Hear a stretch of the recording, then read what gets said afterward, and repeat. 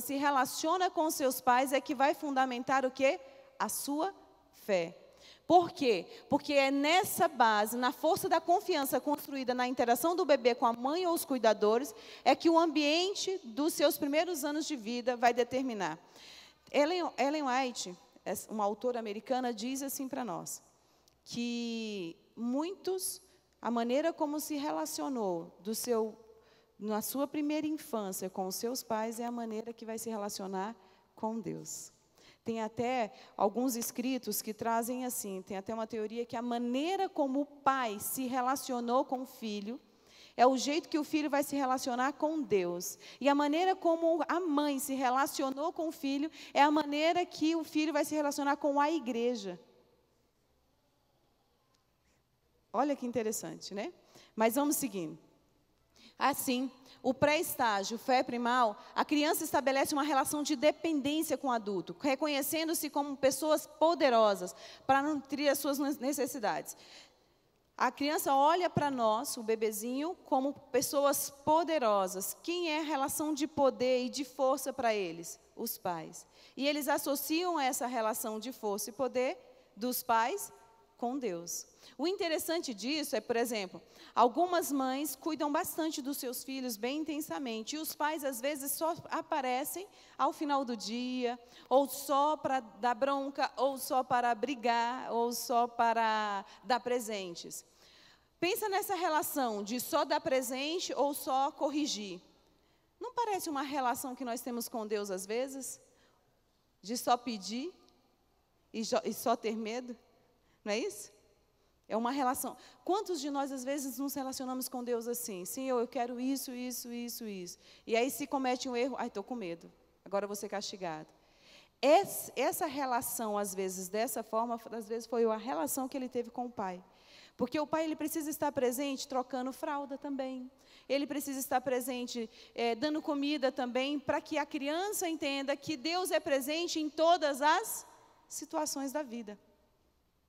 Em todos os momentos, certo? Seguindo, e aí, as primeiras imagens de Deus estão ancoradas nessa relação. Então, as primeiras imagens que nós temos de Deus, sobre o que é Deus e como se desenvolve a nossa fé, vai estar baseada na relação papai, mamãe, filhinho, ok? Seguindo. A transição para o estágio 1 se dá com a convergência da aprendizado do pensamento e a linguagem. Aprendeu a falar, ele vai para outra, que é a outra fase, né, que é de 2 a 6 anos. Essas imagens religiosas de 2 a 6 anos, elas são fantásticas, sabe por quê? Se você aprendeu algo de 2 a 6 anos dentro da questão religiosa, você pode desviar o caminho, você pode ter 50, 60, 80 anos. Isso não é tirado de você. Olha que fantástico. Aquilo que você ensinou para uma criança de 2 a 6 anos, não é tirado dela de forma nenhuma, porque é a fase que fica de longa duração aquilo que se aprende na questão religiosa. Então, muitos de nós pensamos que essa idade não entende as coisas, é a fase mais importante para isso. As imagens religiosas de longa duração formam-se nesse estágio com o desenvolvimento da capacidade perceptiva, imaginativa e afetiva. Ou seja, nessa fase, é a fase que eles não vão esquecer. Você pode agora talvez não lembrar, mas tudo que você pensa e algumas reações que você tem é daquilo que você aprendeu, reações espirituais, religiosas, é o que você aprendeu na fase de 2 a 6 anos. Seguindo, de 2 a 6 anos também é a fé indiferenciada. A criança ainda centrada em si mesma começa a se tornar consciente das proibições e normas morais. É nessa fase que eu entendo o que pode, o que não pode, o que é moralidade. Sabe noção de moralidade? O que é certo, o que é errado, o que eu posso, o que eu não posso. Nós temos dificuldade de entender isso depois de grande, porque é nessa fase que isso se estabelece. Tá ok? Bem como começa a desenvolver o conhecimento da dimensão religiosa através das experiências que remetem à noção de encantamento e de sagrado. Sabe o que é fantástico disso? Que nós não entendemos esse desenvolvimento e não valorizamos. Mas, pensem, o que mais dá ibope e audiência e dinheiro, se não o encantamento, a magia para as crianças, não é isso? a varinha mágica, as magias e tal. Por quê? Porque eles estão exatamente nessa fase do que é encantado, do que é imaginativo. E eles estão na fase de entender o que é sagrado. Sabe o que acontece conosco? Nós temos facilidade, como adultos e como crianças, de entender e de imaginar, por exemplo, uma princesinha que, com uma varinha mágica, fica perfeita, né? Mas nós não conseguimos entender, e às vezes não acreditamos, que uma vara, pelo poder de Deus, abriu o mar. A varinha de condão que todo mundo ensina, do encantamento para cada fase aí, o que acontece? As crianças ficam, e elas internalizam tudo isso. Mas as histórias da Bíblia, que são mais do que encantadoras, mais do que sagradas, e são verdadeiras, nós não conseguimos mostrar esse encantamento. Por quê? Porque nós mesmos, como adultos, contamos como se fosse uma mentira, ou como se fosse algo não tão relevante e não tão encantado assim. Por exemplo, quantas vezes nós contamos a história de Esther de uma maneira tão, às vezes, até tão simples, mas não é uma história de transformação mais bonita do que a história da Cinderela? Mais bonita de qualquer outras princesas da Disney? A história de Esther é a história de uma órfã que se superou, não pela beleza ou porque alguém fez uma mágica, mas foi pela oração, pela determinação e por uma coragem. E era verdade. Olha que fantástico. Minha filha entender que a princesa Esther tem mais poder e que me ensina valores muito mais fortes do que aquilo que é mentira. E nós misturamos nessa fase, eles percebem o que foi mentira e o que foi verdade. Se nós contamos isso, eles não conseguem entender, aí a fé fica o quê? Vacilante. Eu não sei o que é mentira e o que é verdade, porque eu preciso do sagrado. Eu preciso, nessa fase, eu preciso do encantamento. E nós tiramos o encantamento deles, porque a fé é assim.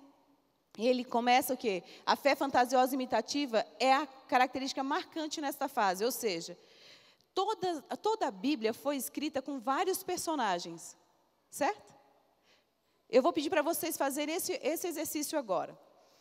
Eu vou contar até 3 e você vai perceber ou vai pensar no personagem bíblico que está semelhante à sua história de vida hoje. Porque assim, os personagens bíblicos, eles vão nos dando possibilidades de quê, gente?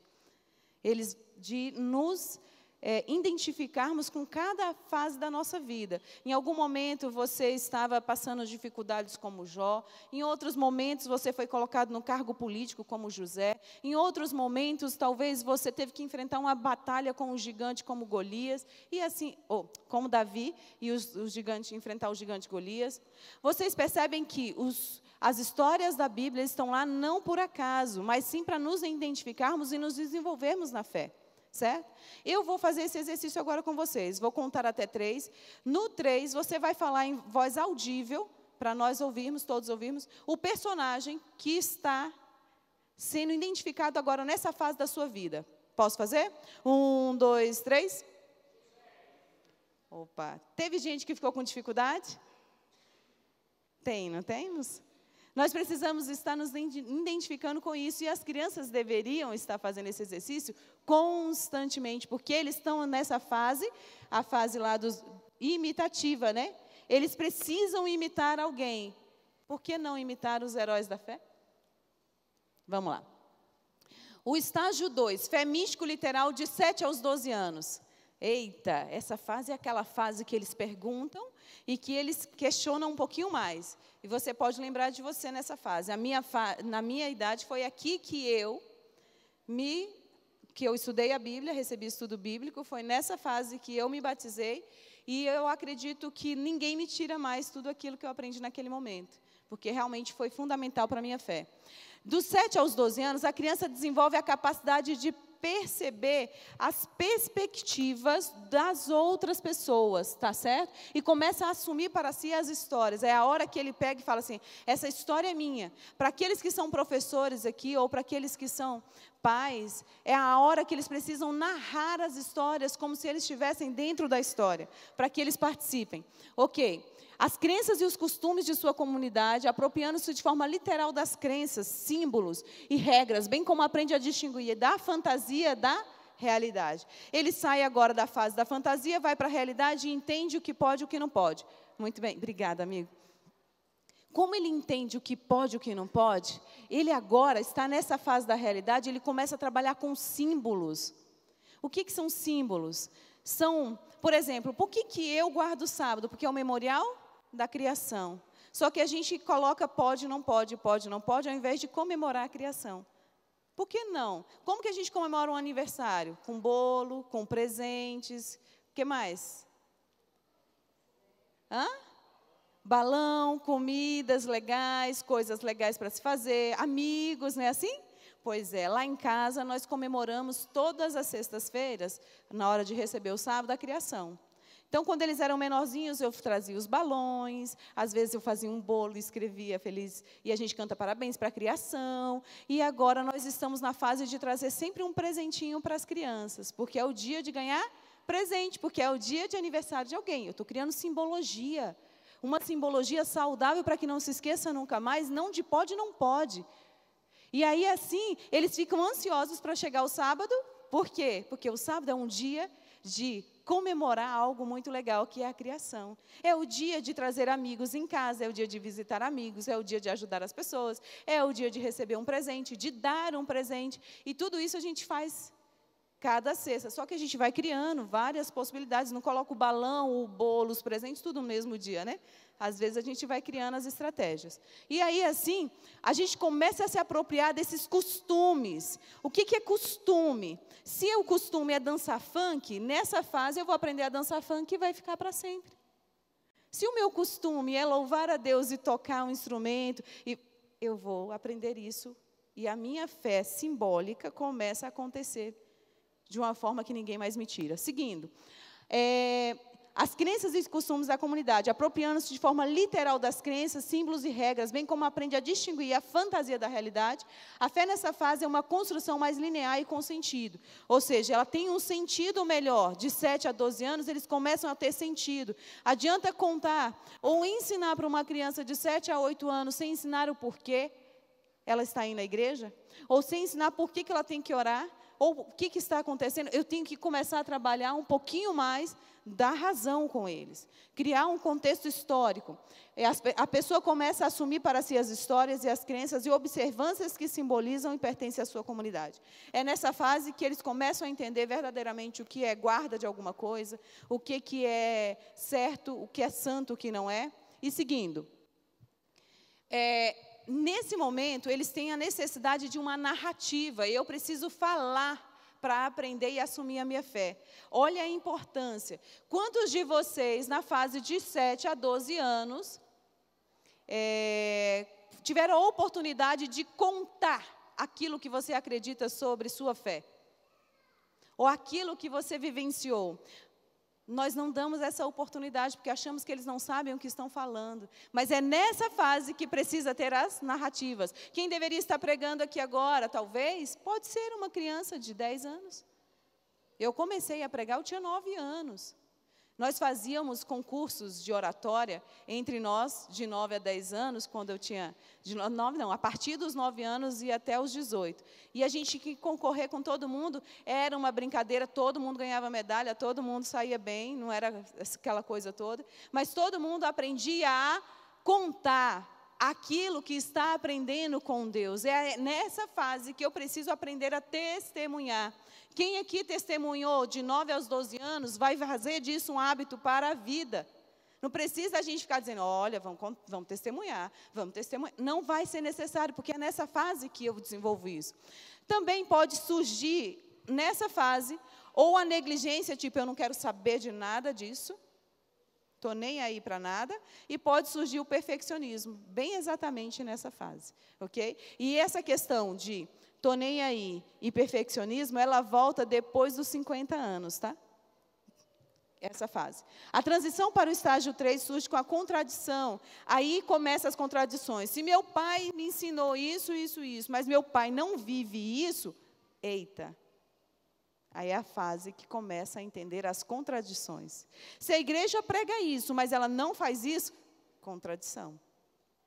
É a hora que a fé começa a entrar em contradição, que aí é onde elas começam a entrar na adolescência. Por que o adolescente tem essa dificuldade de se manter na fé? Porque entra na fase do quê? Das contradições, tá certo? Essa fase, então, é o estágio que surge tipicamente durante a adolescência e é caracterizado principalmente pela ampliação da experiência. Eu saio do contexto familiar e agora eu conheço um pouquinho mais o mundo, os meus amigos são super importantes para mim. Por essa razão, começa a identificar a contradição. É como se o adolescente virasse um avatar, os adolescentes estão me entendendo, eu acho. Virasse um avatar e olhasse sua vida por fora. Quando ele olha por fora, ele fala, puxa, me ensinaram isso, mas não fazem isso. Que palhaçada é essa? Entende? Aonde eles começam a entrar em contradição consigo mesmo. Nessa fase, é extremamente importante, é um estágio conformista, no qual a pessoa não possui percepção segura da sua identidade. Eu estou formatando uma identidade, eu vejo essas contradições, ao invés de eu me apegar a questão religiosa, eu me afasto dela porque eu percebo contradição. Mas deveríamos buscar que eles buscassem o quê? A existência de uma ideologia, mas não uma reflexão sobre a mesma. Já perceberam que os adolescentes, eles têm uma tendência assim, se na época dos góticos, né, não tinha, agora é emo, tem várias outras ideologias e várias coisas que vão aparecendo, e eles vão sem saber por que eles estão indo, os rebeldes sem causas, né? E eles vão porque eles têm uma necessidade de uma ideologia. Eu sei que cristianismo não é ideologia, mas vocês querem uma ideologia mais linda de se colocar no coração de uma pessoa do que salvar vidas? Salvar vidas para a eternidade? Seria a melhor ideologia.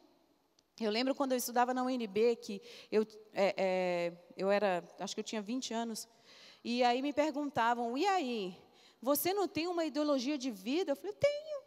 Muita, sou cristã, eu quero ser igual a Cristo, essa é a minha ideologia de vida. E ali elas na faculdade diziam assim para mim, você não é normal, você é um ET, você não é deste mundo. Por quê? Porque o adolescente, até mais ou menos 18, 25 anos, ele precisa de uma ideologia para ele se identificar. Por que não se identificar com a ideologia de missão, de salvar vidas, de salvar pessoas? Isso seria o ideal para todos nós. Ok. Aí, assim, as expectativas e avaliações dos outros, eles começam a criar uns relatos sobre si, mas avaliando e criticando sempre o outro nessa fase. A transição para o estágio 4, a existência dos conflitos com as fontes de autoridade, aí é onde eles questionam autoridades. Em especial em casa, em especial na escola, em especial na igreja. Eles vão questionar.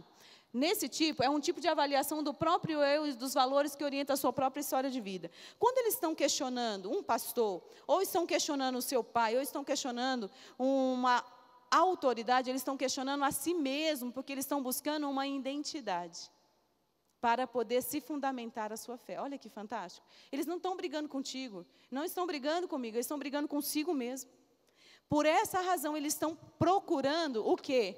Eles estão procurando uma identidade religiosa. Seguindo, aqui, eu não coloquei, e eu peço perdão, mas depois, qualquer coisa, a gente vai fazer um só para cima de 25 anos até os 100 anos. Tá ok?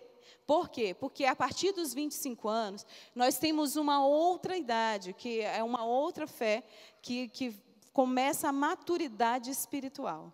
A partir dos 25 anos, começa uma maturidade espiritual que oscila em algumas áreas, mas que, por exemplo, a partir dos 40 para 50 anos, ela volta a ter uma necessidade relacional. Por exemplo, dos 25 aos 40, 50, você pode viver dentro de uma fé religiosa, pode permanecer na igreja, sem precisar de relacionamentos. Mas, por exemplo, a partir dos 50 anos, eu preciso desse relacionamento para me manter, porque eu tenho uma visão melhor de mundo. Por isso que vocês estão vendo aqui, ó, as minhas amigas da melhor idade estão todas juntinhas. Por que vocês estão tão juntinhas assim? Porque é uma necessidade da sua fé, estarem juntas assim, compartilhando. É uma necessidade. Agora, se você perceber, as outras idades, a não ser as crianças que gostam de ficar junto. A gente não deixa junto porque a criança vai fazer bagunça, está com os pais. Mas se a gente deixasse, estaria um banco só de crianças. Olha, um banco ali só, mais ou menos. Vocês estão entendendo? Que a gente começa a voltar a algumas necessidades. Mas a maturidade de vocês agora é no sentido de falar, puxa, essa vida não precisa de tudo isso. Agora eu posso servir a outros e ensinar a outros o que eu aprendi com esta vida. Vocês ficam mais altruístas, no sentido religioso.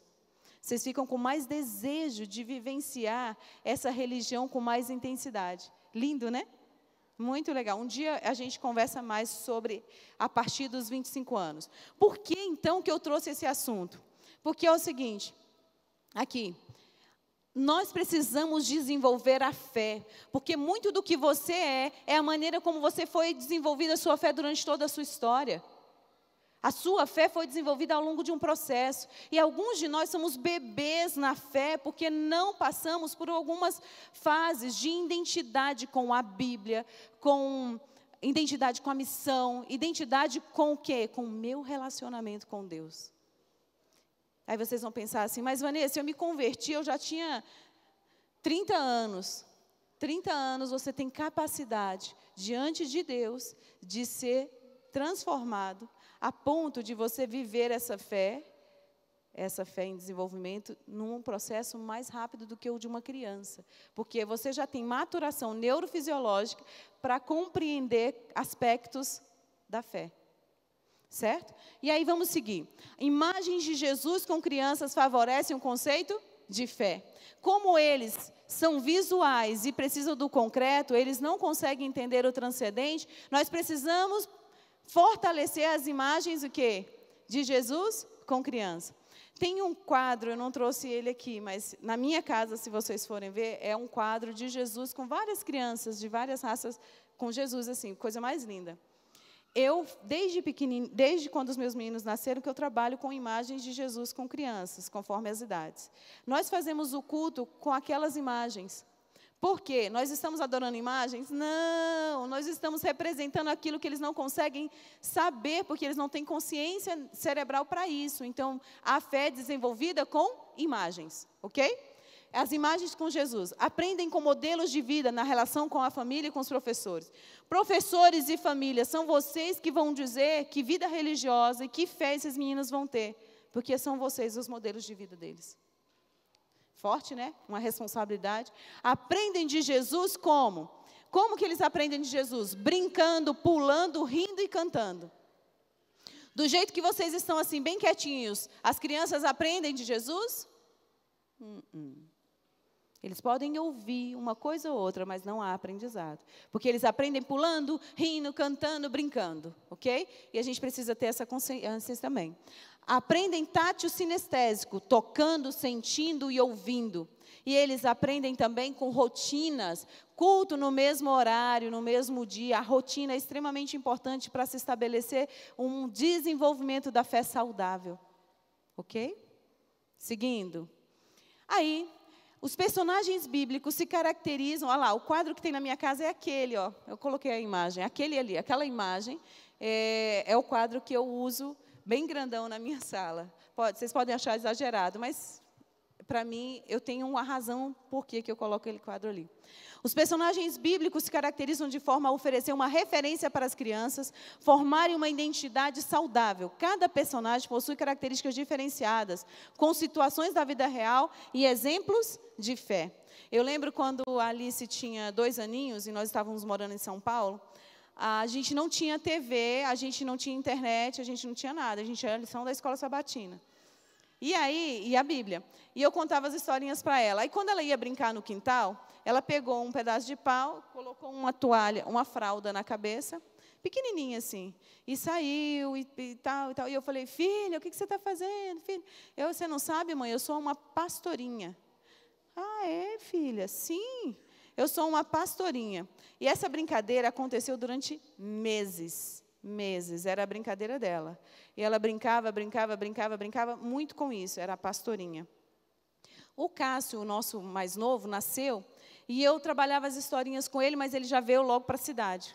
Quando a gente veio para a cidade, eu falei, ixi, como que vai ser? Mas ainda assim, hoje, por exemplo, ele pergunta assim: mãe, o Golias é mais forte. Por que eu tenho que ser como Davi? Mas eu falo, quem venceu? Aí eu tenho que trabalhar que quem é o forte é aquele que está em Deus. Porque a maneira como a gente conta a história, parece que quem é o forte? Golias, você quer ser o fortão ou o fraquinho da história? Independente de perder ou ganhar, você quer ser o fortão ou o fraquinho? Entende? Por exemplo, você quer ser o Hulk ou o Davi? Quem você gostaria de ser? Cadê as crianças? Estão pensando comigo? A gente quer ser, precisa se identificar. A Bíblia traz essas histórias para a gente. E seguindo, enfatizar personagens bíblicos, heróis, princesas, para fortalecer os modelos. Nós temos heróis e princesas fantásticos na Bíblia e que nós precisamos procurar isso. A base do desenvolvimento da fé fundamenta-se na qualidade da reciprocidade, na confiança da interação do bebê com a mãe. Ou seja, eu preciso entender que o bebê e uma criança precisam interagir com papai e mamãe com reciprocidade, confiança e afetividade. As primeiras imagens de Deus iniciam-se na relação familiar. Se a minha família não tem uma interatividade, não tem afetividade um com o outro, que tipo de Deus eu vou conhecer? Tá bom? Aprendem de Deus durante a aquisição da fala. Crianças precisam de confiança, aprendem a falar com Deus, a amar ao próximo e a obediência. Outra coisa importante, não presenciar cenas de agressividade e intolerância. Para o desenvolvimento da fé, eles não podem presenciar, por exemplo, alguns falam, mas a criança tem que entender que existe problemas entre os casais, existe problemas na família. Sim, ela pode até entender isso, mas ela pode entender isso você explicando para ela, sem ela presenciar uma cena de agressividade, sem ela presenciar um pai gritando com a mãe, ou a mãe revoltada com o pai, ou alguma coisa nesse sentido. Ela não precisa presenciar cenas de agressividade e intolerância, ok? Muito bem. Sentir-se amada e imagens de Jesus favorecem o seu conceito de fé. Nós compreendemos até aí. E agora eu quero colocar aqui para vocês, e o que esses juntos têm a ver? O projeto Juntos para a Igreja de 2019 é algo para fortalecer e para desenvolver a fé das crianças? Não somente. É para fortalecer e desenvolver a fé de quem está na barriga, até quem já está com mais de 100 anos. É para todos, porque juntos nós podemos fazer o quê, gente? Juntos nós nos desenvolvemos. Por toda a teoria que eu trouxe aqui, por mais que seja resumida, a teoria de Fowler, ela está trazendo isso, mas se vocês perceberem, ela está falando que isso só acontece se for juntos, interação, família. E a gente tem que começar da onde? De dentro de casa, gente. E aí eu pergunto, Maria educava seu filho, e a Bíblia diz que Jesus crescia em sabedoria, estatura e graça diante de Deus e diante dos homens. Lucas 2, 52. Quando Maria tinha mestrado, doutorado em educação? Não. Maria tinha muito conhecimento sobre o desenvolvimento da fé? Não. Por que Jesus crescia em sabedoria, estatura e graça diante de Deus e diante dos homens? Ou seja, ele crescia fisicamente, socialmente, espiritualmente, em todas as áreas. Por que Maria conseguiu fazer isso? Porque Maria era guiada pelo Espírito Santo. Porque Maria tinha um relacionamento com Deus. Para o seu desenvolvimento da fé, você precisa ter um relacionamento com Deus. Se você tem esse relacionamento, naturalmente você vai desenvolver nas pessoas que estão ao seu redor.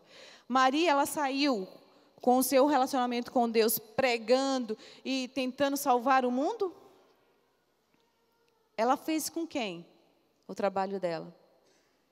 Com seu filho, Jesus. E Jesus crescia em sabedoria, estatura e graça. Imagine um texto, ou coloque um texto na sua casa, o seu nome, Vanessa, ou fulano, eu vou botar o meu nome, Vanessa crescendo em estatura, graça, sabedoria diante de Deus e diante dos homens. Pensem sobre isso. Isso é desenvolvimento da fé. Pense em colocar, por exemplo, Pedrinho crescendo em estatura e graça diante de Deus e diante dos homens. Nós não nascemos nessa terra só para sobreviver. Nós nascemos para nos desenvolver com uma fé que nos leve à eternidade. Nós não nascemos aqui para a gente trabalhar, comer, dormir, acordar e viver essa fadiga da vida. Nós vivemos para nos relacionar com Deus, para aprendermos e querermos ir para a eternidade. Por essa razão, eu vou colocar agora um vídeo e eu só vou perguntar para vocês. Nós, como igrejas, você pode pensar assim que eu preguei para a paz. Não foi, foi para nós todos. O seguinte, nós, como igreja, estamos dispostos a irmos juntos para a eternidade? Eu vou colocar agora o vídeo. Passa o vídeo para mim, por favor. Esse vídeo é coisa rápida, é só para vocês entenderem o que nós vamos fazer juntos esse ano.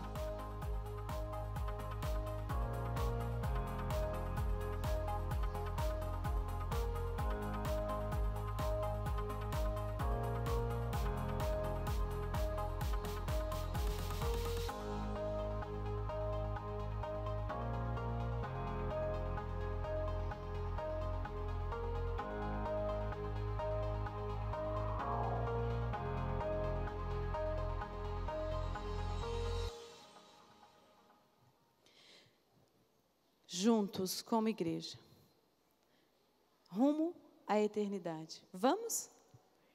Vamos? Vamos levar os nossos? Vamos estar juntos? Para aqueles que não têm filhos, pode muito bem trabalhar com os juntos, adorando, em missão. Para aqueles que têm filhos, valorize em primeiro lugar os seus filhos. Comece discipulando em casa. Eu tenho uma pergunta, posso ter trazido toda uma teoria, mas o mais importante de tudo isso, você deseja desenvolver-se na fé? Você deseja ser um discípulo de Cristo e fazer discípulos? Se esse é o seu desejo, eu queria pedir para aqueles que são pais, que têm seus filhos, se coloquem em pé. Se esse é o seu desejo, se coloquem em pé. Juntos, pais e filhos, discipulando, olha que fantástico. Você que tem esse desejo, vai ter a possibilidade de poder sentir Deus atuando na vida dos seus filhos. Agora eu vou perguntar aqui, aqueles que gostariam de adorar juntos, sentir essa adoração juntos e crescer no seu desenvolvimento da fé, se permita diante de Deus. E aqueles que querem não só adorar, mas viver uma missão, nós estamos aqui para fazermos isso juntos. Juntos até a eternidade. Os professores das crianças de 4 a 12 anos que se encontram na igreja, podem vir aqui, por favor. Esses são pessoas que Deus escolheu para nos ajudar nesse desenvolvimento da fé. Eles são peça fundamental, mas não a primordial. O primordial é a família. Vocês estão recebendo um termo, uma carta que a igreja preparou. Eu queria que os professores que estiverem presentes, venham aqui, eu já encontrei um aqui, Henrique está vindo. Os professores de 4 a 12 anos. Quem é professor do jardim, dos juvenis, pode vir até aqui, por favor. Essas pessoas estão direcionadas a desenvolver o quê? A fé dentro da igreja. Eles terão presentes para vocês, para as famílias, no sábado que vem. Não é isso? Sábado que vem, aqueles que estiverem aqui, não sentem ainda, pode ficar em pé. Aqueles que estiverem aqui, o sábado que vem, estará recebendo um presente especial para desenvolver juntos esse desenvolvimento da fé. Eu vou orar com eles e eles vão orar com vocês. Eu vou pedir para aqueles também que querem adorar a Deus juntos para a eternidade, que querem viver uma missão juntos, também pode ficar em pé. Todos aqueles que sentem essa necessidade. E nós vamos orar agora pedindo para que Deus desenvolva em nós a fé que às vezes nós ainda estamos engatinhando. A fé que precisa ser desenvolvida para chegarmos aonde? Ao lado de Jesus na eternidade. Eu quero estar junto com você, junto com a minha família, junto de todos vocês. Mas para isso temos que trabalharmos juntos ainda nessa terra. Eu vou estar em oração por vocês agora. Tem mais professores, estão escondidinhos, estão com medo. Oração não dói, só abençoa. Ali, chegou mais um. Chegou mais uma. A Lau está vindo ali. Obrigada, Lau. Essas pessoas vão estar intensamente envolvidas com vocês. Tem mais alguma, Giza? A Keliane, cadê você, amiga? Você pode vir? A Lise, a Sônia, está falando aqui, tá? Pode vir, porque eu preciso orar por vocês, porque a missão deste ano vai ser juntos, abençoando famílias, tá? Ah, muito bem. Obrigada, Lau. Estão escondidinhos, né? Mas muito bem. Essas pessoas vão presentear a igreja semana que vem para desenvolver a missão, desenvolver a adoração e desenvolver a fé dessa igreja. Amém? E vocês podem orar por essas pessoas? Vocês podem orar por vocês mesmos para também desenvolverem essa fé nas nossas famílias, na nossa vida e na nossa casa? Então, vamos todos juntos orar? Eu vou pedir, vocês podem ficar em pé, mas eu vou pedir para que nós nos ajoelhemos. Vamos nos ajoelhar? Oremos. Nosso querido Deus, nosso grandioso Pai, que quer fazer de nós teus filhos, teus servos e nos desenvolver em fé. Pedimos a Ti agora, Senhor, que neste momento venha cuidar de cada um de nós, para que possamos entender que precisamos de Ti, de relacionamento contigo, de compreensão da Tua palavra, de fazer essas histórias bíblicas serem realidades em nossa vida. Pedimos a Ti, Senhor, cuide de cada família aqui desta igreja, cuide de cada pessoa aqui, cada um que talvez não está com seus familiares aqui neste momento, mas que o Senhor leve a bênção através desse que aqui está. Ó Senhor, também pedimos imensamente neste momento que o Senhor abençoe os professores que aqui estão, que eles possam ser usados por Ti, Senhor, que eles possam estar sobre a Sua liderança e sobre o Seu poder, que eles possam ajudar os pais durante esse ano de 2019 a desenvolver a fé dessas crianças, a desenvolver a fé desses pais e a desenvolver também a sua própria fé. Ó Pai, dê forças, dê equilíbrio, dê sabedoria a cada um de nós, em especial esses professores e todas as famílias aqui. Perdoe as nossas falhas, se estamos, Senhor, distanciando ou estagnados no nosso desenvolvimento. Que o Senhor nos desenvolva para chegarmos até a eternidade, para estarmos contigo. Abençoe esta igreja e que juntos possamos trabalhar para chegarmos juntos até Ti na eternidade. Abençoe-nos, por Jesus pedimos. Amém. Amém. Obrigada, que Deus abençoe a vocês todos.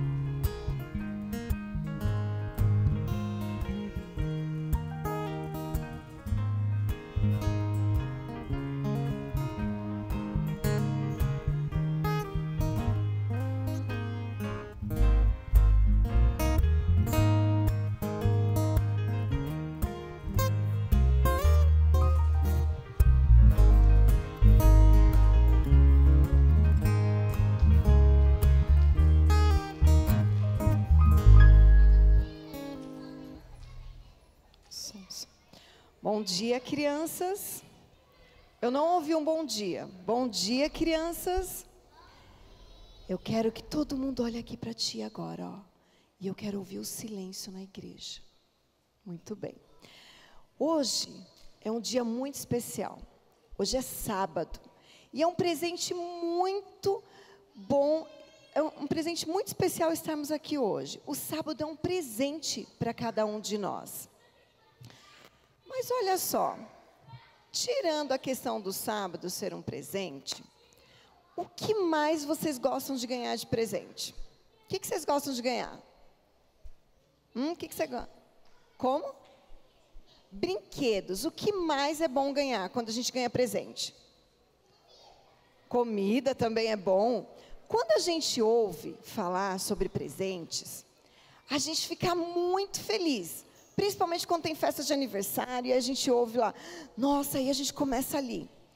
E a gente começa a abrir os presentes, os meninos veem que ganham os carrinhos, as meninas ali a casinha. E eu gostaria de saber hoje aqui, quem gostaria de ganhar presente?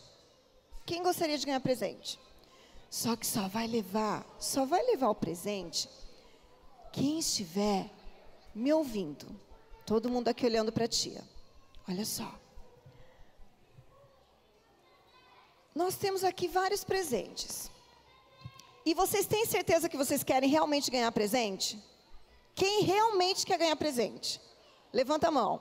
Muito bem. Eu tenho aqui caixas que ainda não foram abertas. E quem quer descobrir o que tem dentro dessas caixas? Todo mundo quer? Vocês realmente têm certeza que querem ganhar esse presente? Então vem cá, vem me ajudar aqui, ó. Segura essa caixa aqui para mim, por favor. Você pode segurar essa. Nathalie, segura essa caixinha aqui menor, por favor. Então eu quero que vocês mostrem para os amiguinhos de vocês. Mostrem para os amiguinhos.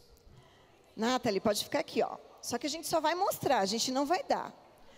Vamos lá. Pergunta para os seus amiguinhos se eles realmente querem ganhar esse presente. Vocês querem ganhar esse presente? Querem ganhar? Querem ganhar esse presente? Vocês querem ganhar? Não, pela animação eu estou vendo que ninguém está querendo levar o presente. Então tá. Só que para ganhar esse presente, você tem uma missão. Você vai agora, não precisa correr, você vai agora e vai ficar juntinho da sua família. Quem está com o papai e a mamãe vai ficar do lado do papai e da mamãe. Quem está com a mamãe vai ficar com a mamãe. Quem está com o papai vai ficar com o papai. Combinado? Então vocês têm 1 minuto para ir até o papaizinho de vocês e até a mamãe de vocês. Podem ir. Só quem quer ganhar o presente. Vai lá. E os papais que estão aqui também podem ir junto com as famílias lá, por gentileza. Vamos lá, vocês têm 1 minuto para isso. Vai lá junto com o seu papaizinho. Vai lá. Aqui, ó. Isso. Ali, ó. Isso, aqui, ó. Junto com o seu papai. Ó, quem está com o presente, fica aqui. Quem está com a caixa de presente, fica aqui. Cadê a outra menina? Aqui, ó. Muito bem, vem aqui na frente. Aqui, ó. Vamos lá. Todo